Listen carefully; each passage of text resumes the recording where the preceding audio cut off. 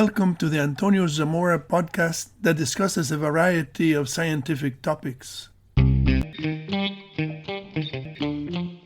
The Younger Dryas Impact Hypothesis, Prospects for a Physics-Based Model. In 2006, Richard Firestone and Alan West wrote a book entitled The Cycle of Cosmic Catastrophes, How a Stone Age Comet Changed the Course of World Culture. The next year, Firestone and 25 co-authors published a paper entitled Evidence for an Extraterrestrial Impact 12,900 Years Ago that Contributed to the Megafaunal Extinctions and the Younger Dryas Cooling in the prestigious journal Proceedings of the National Academy of Sciences. The paper proposed that one or more large, low-density extraterrestrial objects exploded over northern North America. The ideas presented in the book and in this paper came to be called the Younger Dryas Impact Hypothesis. The publication in a scientific journal subjected the ideas to the scrutiny of the scientific community, including physicists and impact experts. Firestone wrote another paper in 2009 admitting that the publication in the scientific journal had unleashed an avalanche of controversy, and he repeated his claim that the evidence for the extraterrestrial impact consisted of magnetic microspherules, carbon spherules, nanodiamonds, and glass-like carbon. In addition, Firestone's 2009 paper suggested that the orientation of the Carolina Bays was caused by the shockwave of the extraterrestrial impact around the Great Lakes or Hudson Bay. The Carolina Bays had only been mentioned as the source of some impact proxies in the 2007 publication, but the 2009 paper proposed them as evidence supporting the extraterrestrial impact. In 2011, 7 impact experts wrote that Firestone's papers had not shown shock metamorphism and other expected markers of an extraterrestrial impact. The authors said that some of the impact processes defied the laws of physics. In addition, the microspherules and nanodiamonds submitted as evidence of the extraterrestrial impact were seen as contrary evidence rather than as supporting evidence. In conclusion, the physical evidence presented by Firestone was largely rejected by the scientific community. In 2012, Mark Boslow and 15 co-authors published their objections to the Younger Dryas Impact event. The authors mentioned that there were several versions of the Younger Dryas Impact Hypothesis and that they differed in significant details.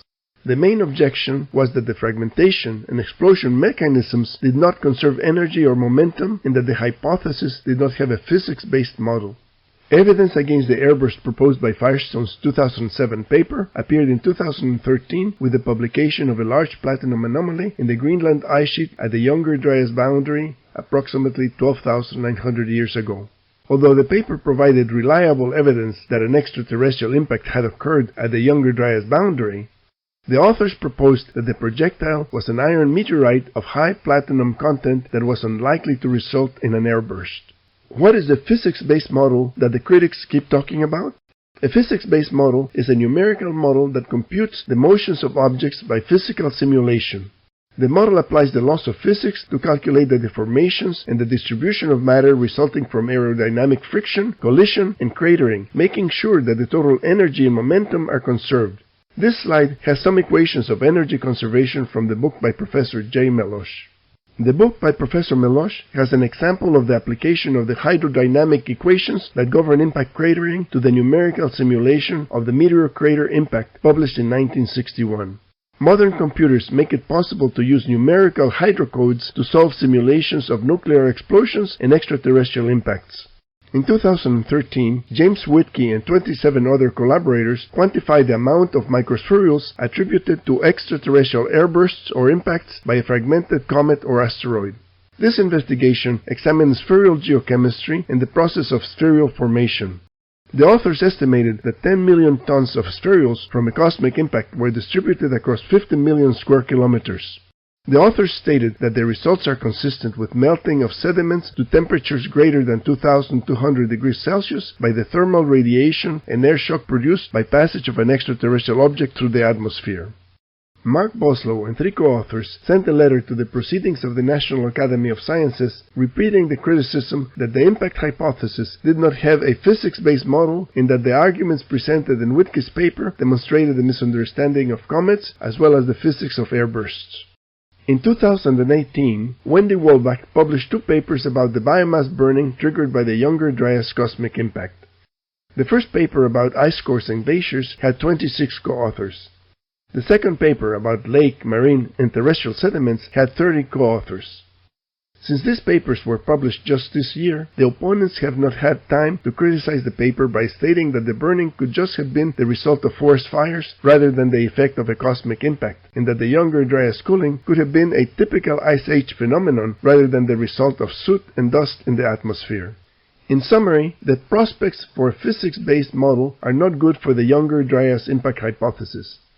Thus far, no impact crater has been found. No shock metamorphism or meteorite fragments have been presented. The airburst hypothesis is precluded by the platinum anomaly. The microspherules and smoke particles could have a non-impact origin. The nanodiamonds have been challenged, and the quantification of spherules does not provide the basis for a physics-based model. Proponents of the Younger Dryas Impact Hypothesis, like Firestone, originally included the Carolina Bays as an effect of the extraterrestrial impact. The idea was abandoned when many bay features showed different dates of formation. It was only in 2017, with the introduction of the glacier ice impact hypothesis, that the elliptical geometry of the Carolina Bays led to the conclusion that the bays were conic sections that originated as inclined conical cavities from the secondary impacts of glacier ice ejected by an extraterrestrial impact on the Laurentide ice sheet.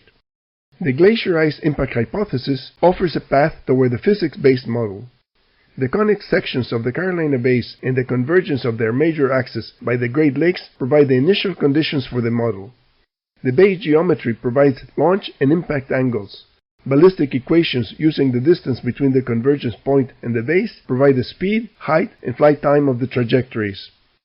Yield equations correlating energy with crater size provide the mass and volume of the glacier ice projectiles.